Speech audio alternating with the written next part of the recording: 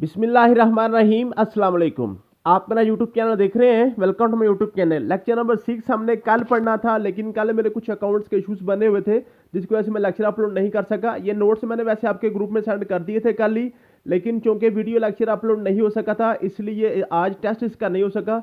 तो इसका कल ही इंशाल्लाह हम टेस्ट लेंगे। तो आज मैंने टेस्ट इसलिए आपका कंडक्ट नहीं किया। तो लेक्चर नंबर 6 आज हमने पढ़ना है। तो लेक्चर नंबर 6 में हमने 2-3 टॉपिक्स हमारे छोटे छोटे रह गए थे मैथमेटिक्स के वाले से। एक हमारे पास साइंटिफिक नोटेशन का टॉपिक था, दूसरा हमारे पास लॉगरिथम का टॉपिक था, और तीसरा टॉपिक था हमारे पास कॉम्प्लेक्स नंबर्स। ये 3 बेसिक छोटे छोटे टॉपिक्स थे, ये हमने कवर करने हैं।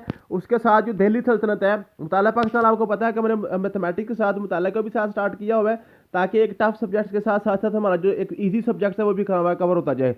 तो मुताला पाकिस्तान में दिल्ली सल्तनत हमने आज पढ़नी थी, ठीक है जी। तो दिल्ली सल्तनत में हमारे पास ये 5 सल्तनतें आती हैं, जिनमें से आपके पास खानदान गुलामा है, खिलजी है, तुगलक है, सदात खानदान है और लोधी खानदान है। इन जो ना दिल्ली सल्तनत के वाले से आपने क्वेश्चन जो क्लियर करने हैं वो तो एक तो आपने इनकी तरतीब याद करनी है। वो पूछते हैं जनाब खानदान गुलामा जो है ना वो यानी कि दिल्ली सल्तनत में सबसे पहली सल्तनत कौन सी थी, सबसे आखिरी कौन सी थी, बताएं जी। सैयद खानदान ने किस खानदान की हुकूमत के बाद सैयद खानदान की बनी थी, किसने उसको रिप्लेस किया था, किसको, कौन इसका प्रीडेसेसर था, ठीक, कौन सक्सेसर था। ये सारी चीज़ें जो है ना इसकी तरतीब के वाले से क्वेश्चन पूछ रहे जाते हैं। फिर इनकी जो है ना आपने ड्यूरेशन याद करनी है, ड्यूरेशन भी लाजमी पूछता है वो कि खानदान गुलामा की हुकूमत कब से कहाँ तक रही है, खिलजी की कब स्टार्ट हुई, कब खत्म हुई। फिर आपने इनका जो है ना फाउंडर याद करना है। फाउंडर बड़ा इंपॉर्टेंट है कि खिलजी का कौन सा फाउंडर था, और जनाब आपके पास है ना तुगलक का कौन सा फाउंडर था, सैयद का कौन सा फाउंडर था। इनका आखिरी हुक्मरान भी आपने याद करना, ठीक है जी। उनके जो जो इंपॉर्टेंट कारनामे है ना, जो इंपॉर्टेंट अपडेट्स हैं इनके वाले से, जो डेवलपमेंट्स हुई हैं इन सल्तनतों के वाले से, वो मैंने सारी यहाँ पर लिखी हुई हैं, ठीक है जी। आपके उर्दू में नोट्स हैं ताकि आपको पढ़ना आसान रहे। तो ये आपने आज टॉपिक ये भी साथ कवर करना है, और साथ हमने पढ़ना है मैथमेटिक्स के वाले से। तो मैथमेटिक्स का सबसे पहला हमारे पास टॉपिक है साइंटिफिक नोटेशन। बिल्कुल सिंपल सा बच्चों वाला काम होता है। ये आपका प्राइमरी स्कूल का जो ना ये यहाँ वहाँ पे आपका होता है, प्राइमरी लेवल पे ये सब्जेक्ट होता है, साइंटिफिक नोटेशन का टॉपिक होता है। लेकिन क्योंकि पेपर में पूछ रहा था, पेपर में कभी कभी एक बार क्वेश्चन आ जाता है, तो हमने इसको साथ कवर करना है। तो साइंटिफिक नोटेशन का मतलब क्या होता है जी? Scientific notation is a method to avoid from writing zeros. Zero से हमने अवॉइड करना होता है। फॉर एग्जाम्पल आपके पास लिखा हुआ है ना जी, पहला सवाल आपके पास है, लिखा हुआ है 12 और उसके साथ आपके पास 4 जीरो लगे हुए हैं, ऐसे 4 जीरो लगे हुए हैं। तो हमने ये जीरो है ना, ये जीरो जीरो से हमने अपनी जान छुड़ानी होती है, ठीक है जी। तो इसको हम कहते हैं साइंटिफिक मेथड। अब साइंटिफिक मेथड को करने के 2-3 तरीके हैं बस, ठीक है। 2-3 इसमें जो आपने जो तरीके याद करने हैं, जो इसमें जो इंपॉर्टेंट कीज हैं, जो टिप्स है ना, वो आपने क्लियर करनी है। उसके अलावा इसमें कोई बस जस्ट वो 2-3 रूल्स ही समझ लें, ठीक है जी। वो रूल्स आपने क्लियर करने हैं। रूल में सबसे पहला रूल ये है कि जो भी आपको क्वेश्चन दिया गया हो ना, आपके पास लिखा हुआ फॉर एग्जांपल ये 12 उसके आगे आपके पास ये 4 जीरो लगे हुए हैं, ठीक है जी। इसमें 1,20,000 है। अब इसको सबसे पहले आपने देखना है कि इसका अशारिया कहाँ पे है। साइंटिफिक नोटेशन में सबसे पहले आपने जो भी नंबर आपको दिया गया हो उसका आपने सबसे पहले अशारिया ट्रेस करना है। अगर तो किसी नंबर में आपको अशारिया नज़र आ रहा हो तो फिर तो ठीक है, अगर अशारिया नज़र नहीं आ रहा तो आपने ये हमेशा बात याद रखनी है, किसी भी नंबर का अशारिया उसके एंड पे होता है। अगर तो ऐसे लिखा हो ना 4.56, तो इसका अशारिया आपको नजर आ रहा है, लेकिन जिस नंबर में अशारिया नजर ना आ रहा हो उसका अशारिया सबसे एंड पे होता है। उसका अशारिया कहाँ पे होता है जी? सबसे एंड पे होता है। ये पहली बात आपने क्लियर कर ली, ठीक है जी। तो ये आपके पास आ गया जी 1,20,000, ये आपके पास आ गया। इसको हमने साइंटिफिक नोटेशन में लिखना है। तो साइंटिफिक नोटेशन में लिखने के लिए सबसे पहले आपने क्या करना है, ये जो आपका अशारिया होता है ना, अशारिये को आपने फर्स्ट नॉन जीरो नंबर से पहले लेकर लाना होता है। फर्स्ट नॉन जीरो नंबर, ये देखें आपने आपने मैथमेटिक्स आपको पता है यहाँ से लेफ्ट से राइट की तरफ चलता है। लेफ्ट से राइट की तरफ आपने देखना है तो पहला नॉन जीरो नंबर, पहला नॉन जीरो नंबर, ऐसा नंबर जो जीरो नहीं है, जीरो से बड़ा है, तो ये आपके पास 1 है, 1 आ गया। आपने ये जो आपका अशारिया है ना, इस अशारिये को आपने उठा के इस 1 के बाद लिखना है। अशारिये को उठा के आपने 1 के बाद लिखना है। तो इसका मतलब है, इसका आंसर आपने क्या लिखना है, ये आपके पास लिखा हुआ है 1,20,000। इसको आपने करना है 1 पॉइंट अशारिया जो ना यहाँ सब एंड पे था ना, इसको आपने पहले नॉन जीरो नंबर के बाद ले आए, पहले नॉन जीरो नंबर के बाद में ले आए, 1 के बाद आएगा 1 पॉइंट, उसको बाद आ गया 2। अब ये जो आपके पास नॉन जीरो नंबर है वो आपने लिखने होते हैं, बाकी सारे के सारे आपने खत्म कर देने हैं, बाकी सारे के सारे आपने खत्म कर देने हैं। लेकिन आपने क्या करना है, साथ इसको लिखना है ज़रब 10, ज़रब 10, ज़रब 10 की पावर लिखनी है। अब पावर आपने कैसे लिखनी है, आपके पास ये इशारिया यहाँ पेन पे था, इसको आपने उठा के 1 के बाद ले आए हैं। अब जहाँ से आपने इशारिया उठाया है और जहाँ पे आप इशारिये को ले गए हैं, इसके दरमियान में देखें कितने नंबर्स आए हैं, इसके दरमियान में कितने नंबर्स आए हैं या कितने डिजिट्स आए हैं, वो आपने काउंट करने हैं। 1 2 3 4 5 आया तो 10 की पावर 5 आ जाएगी, 10 की पावर 5 आ जाएगी, 10 की पावर 5 आ जाएगी। ये आपका क्वेश्चन क्लियर हो जाएगा। इस तरह से आपने साइंटिफिक नोटेशन को करना था। जो मैथमेटिक्स वाले बच्चे हैं उनके लिए तो बिल्कुल आसान सा काम होगा, जिनकी बैकग्राउंड मैथमेटिक्स की नहीं है उनके लिए मुश्किल होगा, तो उनके लिए मैं उसको बड़ी डिटेल से आराम से इसको समझा रहा हूँ। नेक्स्ट आपके पास क्वेश्चन लिखा हुआ है 10,000, ये आपके पास लिखा हुआ है जी 10,000। आपने क्या करना है, इसका इशारिया पहले देखना है। इसका इशारिया यहाँ पे एंड पे है, इस इशारियों का आपने क्या करना है, इधर से देखें फर्स्ट आपके पास नॉन जीरो कौन सा है, 1 है। 1 के बाद आपने इशारिया लेके आना है 1 पॉइंट। अब इसके बाद सारे जीरो हैं तो हमने खत्म कर देने हैं। 1 पॉइंट ज़रब 10 की पावर आपके पास क्या आ गया, 10 की पावर, ये इशारिया यहाँ से उठाया था और यहाँ पे लेके आया, दरमियान में कितने नंबर आए हैं, 1 2 3 4, 10 की पावर 4 आ जाएगा। उसको 1 ज़रब 10 की पावर 4 लिख सकते हैं, क्योंकि इशारे के बाद कुछ भी नहीं आया तो 1 इशारिया लिखे ना लिखे एक ही बात है। 1 ज़रब 10 की पावर 4 आ गया। ठीक है जी, समझ आ गई है। नेक्स्ट आपके पास है जी 1 2 3 0। अब इसको और लिखना है साइंटिफिक नोटेशन में। आप देखें सबसे पहले आपके पास ये आपके पास इशारिया सबसे एंड पे है, इसको आपने उठा के क्या लिखना है, यहाँ पे 1 के बाद लिखना है 1.23 ज़रब 10 की पावर कितनी आ जाइए, देखें कि दरमियान कितने नंबर आए, 3 आए, 10 की पावर 3 आ गया, 10 की पावर 3 आ गया। इस तरह से आप इसको करना होता है। नेक्स्ट आपके पास है जी 1 2 3, इसका आगे 4 जीरो लगे हुए हैं, इसको कहते हैं साइंटिफिक नोटेशन में लिखें। इसके एंड पे इशारिया है, आप देखें, ठीक है। इस इशारिया को आपने उठा के क्या यहाँ पे लिखना, यहाँ पे 1 के बाद लिखना। मीन के इशारिये से पहले सिर्फ एक ही नंबर कोई होना चाहिए, कोई एक नंबर इशारिये के पहले हो, इससे ज़्यादा नंबर ना हो। आप देखें 1.23 साथ आ जाएगा, क्योंकि नॉन जीरो लिखने हैं, जीरो नहीं लिखने, जो जीरो के अलावा है वो सारे लिखने हैं, जीरो को नहीं लिखना। ठीक है। आप ये दरमियान देखें, यहाँ से उठाया था हमने और यहाँ पे लेके आए हैं, इसके दरमियान कितने नंबर आया है, 1 2 3 4 5 6, 10 की पावर 6 आ गया, ज़रब 10 की पावर 6, 10 की पावर 6। ठीक है जी, 1.23 ज़रब 10 की पावर 6 आ गया। ये आपके पास क्वेश्चन, इसका आंसर था। नेक्स्ट क्वेश्चन करते हैं जी। नेक्स्ट आपके पास है 15 से आसान सा क्वेश्चन है। आप ये है जी 0.00012, ये क्वेश्चन है। अब देखें इस क्वेश्चन को आपने करना है। इस क्वेश्चन को अगर आप देखें, इशारिया यहाँ पे आपको नजर आ रहा है। मैंने आपको कहा था इशारिया आपने कहाँ पे लेके जाना, इशारिया से पहले सिर्फ एक नॉन जीरो नंबर होना चाहिए। तो ये इशारिया को आपने यहाँ पे 1 के बाद लेके आएंगे, यहाँ पे नॉन जीरो नंबर के बाद। आप देखें ये बन गया 1.2, उसके बाद आगे पीछे जीरो हम सामने छोड़ देने हैं, ज़रब 10 की पावर। आप देखें ये इशारिया और इशारिया के दरमियान कितने नंबर आए हैं, 1 2 3 4, 10 की पावर 4। अब यहाँ पे एक बात आपने याद करनी है, ये इशारिया चूंकि पीछे से आगे की तरफ गया है, ये इशारिया पीछे से आगे की तरफ गया, तो यहाँ पे इसके साथ माइनस लगा देना। इसका मतलब है ये पीछे से आगे की तरफ इशारिया आपका गया है, तो -4 आप लगा देंगे। पहले सारे आपने इशारिये आगे से पीछे की तरफ लेके आते थे, ठीक है जी। अब आपने क्या किया, ये पीछे से आगे की तरफ गया, तो ये लाइन धार कर रही है, ये इशारिया हमारा पीछे की तरफ है, ये इशारिया हमारा पीछे की तरफ है। ठीक है, 10 के पावर -4 आ जाएगा। नेक्स्ट आपके पास क्वेश्चन है 012505000। इसको कहता है जी आप क्या करें, इसको इशारिया में लिखें। अब देखें इसमें आपके पास क्या है, यहाँ पे 0.0 ये ऐसे लिखा हुआ है। ठीक है, ये क्वेश्चन नंबर मैं 8 करने लगा हूँ। अब देखिए हमने क्या करना है, हमने इशारिया लिखना है कहाँ पे जाके, ये आपने लिखना है जी इशारिया, ये 1 के बाद कोई भी नॉन जीरो नंबर है ना, अगर लिखा था ना 0.0217530 तो फिर आपने ये 2 के बाद लेके आना था। ठीक है जी, एक इशारिये से पहले सिर्फ एक नंबर ऐसा होना चाहिए जिसके जो जीरो ना हो, जीरो के अलावा। आपने इशारे यहाँ पे ले आए, अब देखें कितने नंबर आपने आगे किया, उसको 2 नंबर, लेकिन ये पीछे से आगे की तरफ हो रहा है, इसके तरफ 10 की पावर -2 आएगा, बाकी 1.2505। अब यहाँ पे एक और बात क्लियर भी अब मैंने आपको करवानी थी, वो क्या है जी 0.120500। आप देखें 000 था, इसको आपने क्या करना है, इशारिया तो आपने ये यहाँ पे ऐसे था, ठीक है, आपने इसको दोबारा लिखो जरा, ये इसमें एक कंसेप्ट करवाना है आपको, 0.012050000, ये आपके पास क्वेश्चन है। ठीक है, अब आपने ये जो इशारिया है, इशारिया उठा के आपने यहाँ पे लेके आना है। तो ये आप कितने नंबर आप उठा रहे हैं, 2 नंबर उठा रहे हैं, तो आप देखेंगे 1.2, क्योंकि इशारिये से पहले सिर्फ एक नंबर आपने लिखना है, 1.2 और ज़रब 10 की पावर आपके पास क्या आ गया, -2 आ गया, -2 आ गया। ये इशारिया पीछे से आगे की तरफ ले गए हैं। अब यहाँ पे आपने क्या करना है कि मैंने आपको बताया था कि आपने नॉन जीरो नंबर लिखने हैं, जीरो नहीं लिखने। ये सारा जीरो तो खत्म हो गए, लेकिन ये जो दरमियान में जीरो आ गया ना, इसको आप खत्म नहीं करेंगे, ये बात आपको समझानी थी। अब 2 और 5 के दरमियान में जीरो आ गया ना, तो इसको आप लिखेंगे 205 लिखेंगे ऐसे। ठीक है, अगर क्योंकि हमने नॉन जीरो सारा लिखने होते हैं, तो अगर कोई जीरो नॉन जीरो के दरमियान में फंस जाए तो उसको आपने लिखना है 1.205 10⁻²। ये आपके पास आंसर आ गया। ठीक है जी, मुझे उम्मीद है कि आप ये क्वेश्चन आप कर लेंगे। नेक्स्ट आपके पास क्वेश्चन है जी, ये है जी आपके पास 10 की पावर 0, ये एक सिंपल सा क्वेश्चन है। 10 की पावर 0 ये 1 के बराबर होती है। ये पेपर में कभी कभार पूछता है, किसी भी नंबर की पावर जब 0 होती है वो 1 के बराबर होती है।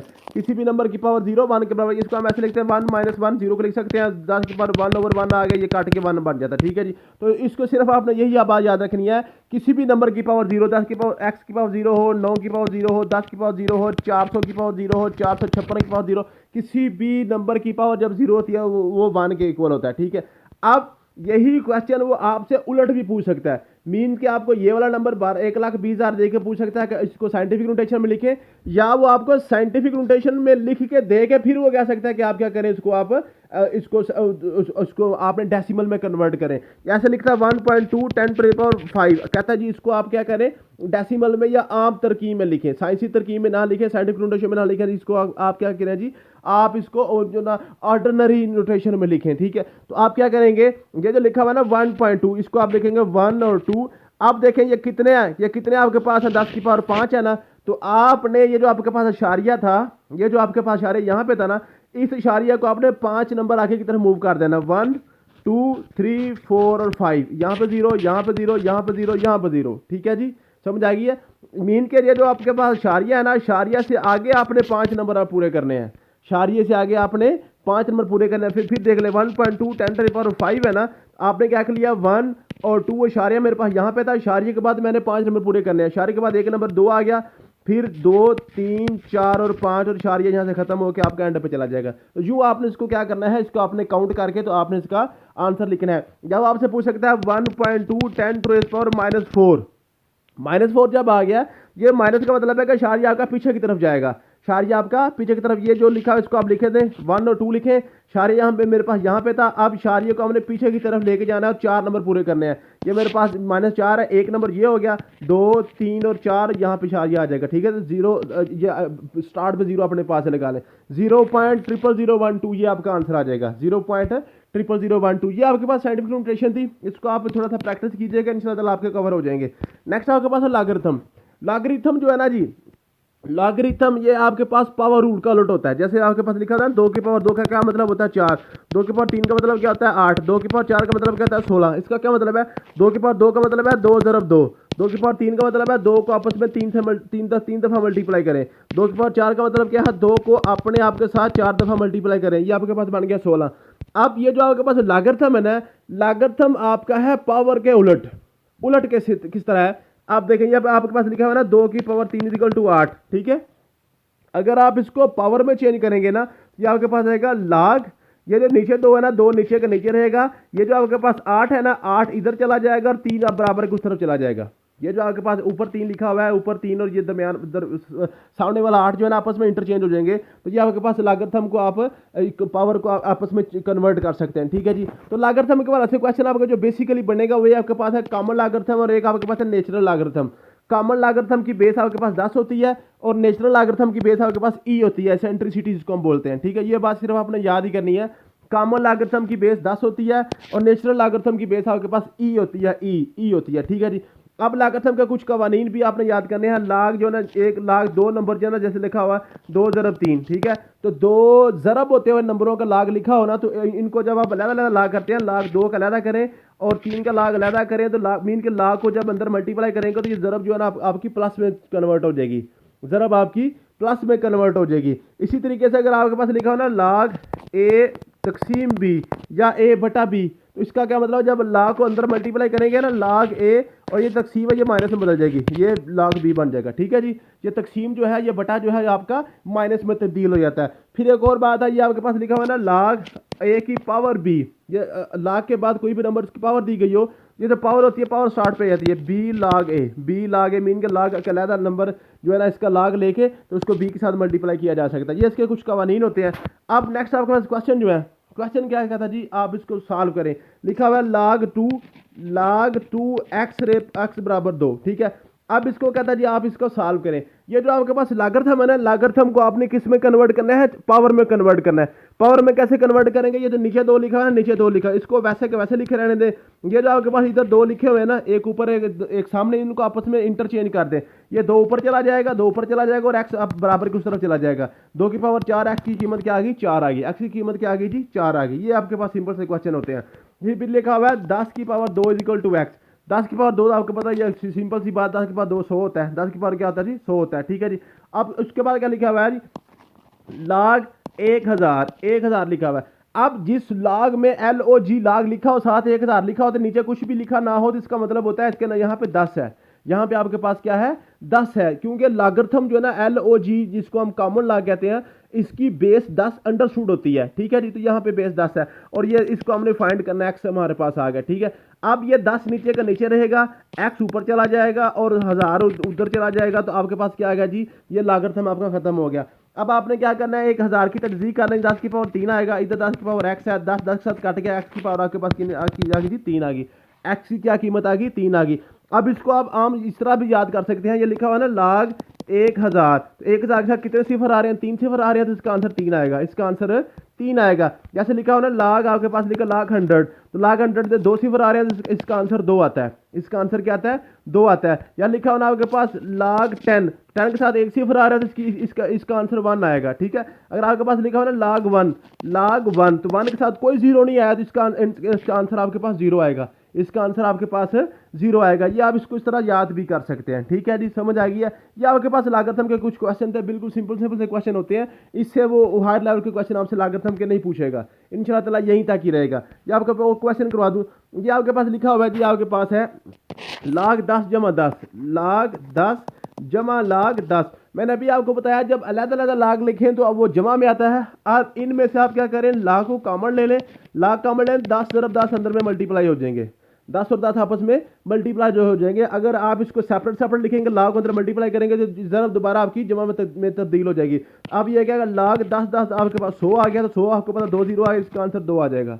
ठीक है जी, समझ आ गई है। इस तरह से लागरथम के क्वेश्चन बिल्कुल आसान होते हैं। ठीक है। नेक्स्ट आपके पास क्या क्वेश्चन है जी, नेक्स्ट आपके पास है लाग बेस 5 है, लाग बेस 5 है।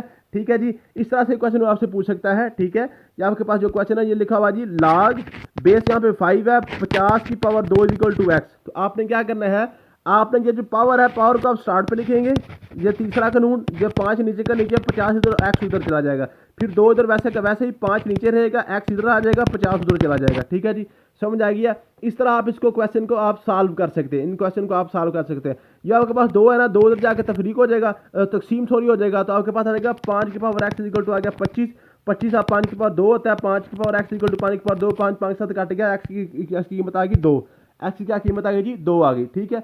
इस तरह से आप इसको क्वेश्चन को सॉल्व कर सकते हैं। उसके बाद आपके पास एक छोटा सा टॉपिक होता है कॉम्प्लेक्स नंबर्स का। कॉम्प्लेक्स नंबर का जो टॉपिक है, ये बिल्कुल आसान सा सिंपल सा टॉपिक है। इसमें 2 चीज़ें सिर्फ इन्वॉल्व होती हैं।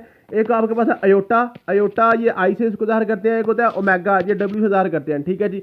इनकी सिर्फ एक आपने बात याद करनी है, ये जो ओमेगा है ना, ओमेगा में देखें कि 3 डंडे आ रहे हैं, 3 इसके कॉर्नर नजर आ रहे हैं, तो ओमेगा की पावर 3 अब 1 के बराबर होती है। ओमेगा की पावर 3 किसके बराबर होती है, 1 के बराबर होती है। ये सिर्फ आप समझ लें, रट्टा लगाना है आपने। जिनकी मैथमेटिक्स की बैकग्राउंड नहीं है उनको समझ नहीं आएगी, सिर्फ आप रट्टा ही लगा लें। जिनकी मैथमेटिक्स की बैकग्राउंड है उनको वैसे ही आता होता है ये कॉम्प्लेक्स नंबर। ठीक है। इसी तरीके से जो अयोटा है ना, अयोटा, ये जो पास अयोटा है, अयोटा की पावर 4 लें तो ये 1 के बराबर होती है, अयोटा की पावर 4 लें तो ये 1 के बराबर होती है। तो ये आपने बात याद कर ली। ठीक है। इसके अलावा ये 1 प्लस ओमेगा सिर्फ 1 प्लस ओमेगा स्क्वायर 0 के बराबर होता है। ये फार्मूला आपने याद करना है। ये क्यूब रूट ऑफ यूनिटी होते हैं। तो जो मैथमेटिक्स की बैकग्राउंड अगर आपकी नहीं है तो आपको ये बात समझ नहीं आएगी, सिर्फ आप इसको रट्टा ही लगा लें। ठीक है जी। तो 1 प्लस ओमेगा स्क्वायर भी 0 के बराबर होता है।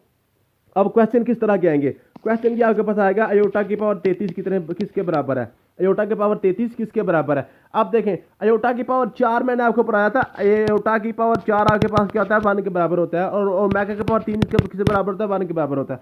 अब ये अयोटा वाला क्वेश्चन है, तो ये ऊपर आपके पास 33 लिखा हुआ है ना, इसको आपने 4 पे तकसीम करना है, इसको आपने 4 पे तकसीम करना है। 33 को आप 4 पे तकसीम, 4 8 बार 32, आपके पास आंसर आ गया 1।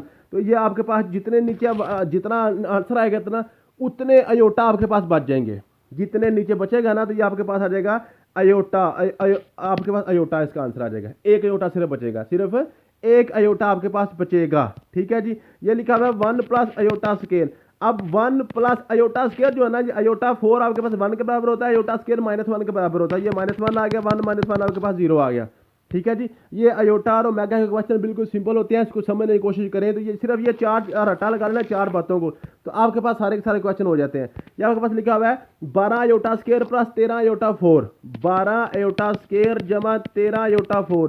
अयोटा स्केयर -1 के बराबर होता है, ये -12 बन गया, प्लस अयोटा 4 1 के बराबर होता है, प्लस 13 बन गया, तो आंसर आपके पास 1 आ गया। -12 और प्लस 13 आपके पास 1 आ गया। नेक्स्ट लिखा हुआ है ओमेगा 7 की कीमत निकालें। ओमेगा 7 है ना जी, तो ओमेगा जो जब आपके पास ओमेगा आ गया तो जो भी पावर होगी उसको अपने 3 पे तकसीम करना है। 7 को 3 पे तकसीम करना, 3 2 बार 6 1 बचेगा, तो आपके पास आंसर आ गया 1 ओमेगा। आपके पास आंसर क्या आ जाएगा, 1 ओमेगा आ जाएगा। ठीक है जी, अब उसके बाद नेक्स्ट क्या लिखा हुआ है, नेक्स्ट है जी omega 7 plus 1 plus omega square. अब ओमेगा 7 की कीमत क्या आएगी, ओमेगा आएगी +1 प्लस ओमेगा स्केयर, ये आपके पास 0 आ गया। ये फार्मूला भी मैंने आपको याद करवाया है। तो ये आपके पास अयोटा और ओमेगा वाले क्वेश्चन होते हैं। मुझे उम्मीद है कि आपको समझ आ गई होगी। अगर नहीं समझ आई तो मुझे बताइएगा, मैं आपको कॉल पे समझा दूंगा, क्योंकि जिन बच्चों का मैथमेटिक्स का बैकग्राउंड नहीं है उनको ये कॉम्प्लेक्स नंबर इतनी जल्दी से समझ नहीं आते, तो मैं आपको दोबारा समझा दूंगा, इंडिविजुअल भी समझा दूंगा। बाकी ये दिल्ली सल्तनत है, ये सिर्फ आपने पढ़ना है और इसको याद ही करना है, इसमें समझाने वाली बात इतनी कोई नहीं है। ठीक है, तो ये आपने कर लेना। थैंक यू सो मच, मिलते हैं नेक्स्ट वीडियो में। अल्लाह हाफिज़।